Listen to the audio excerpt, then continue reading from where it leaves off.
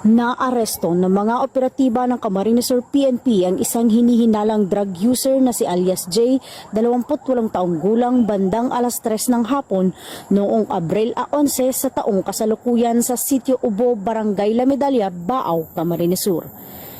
Nakumpiska mula sa suspek ang isang sachet ng hinihinalang shabu, mga aluminum foil at isang lighter na may improvised na karayom na agad minarkahan, inimbentaryo at kinuna ng litrato sa presensya ng mga saksi. Tinatayang may bigat na kalahating gramo at halagang 3,400 piso ang nasamsam. Ipinaalam sa suspek ang kanyang mga karapatang konstitusyonal at dinala siya sa Baaw MPS kasama ang mga ebidensya para sa kasalukuyang disposisyon at dokumentasyon.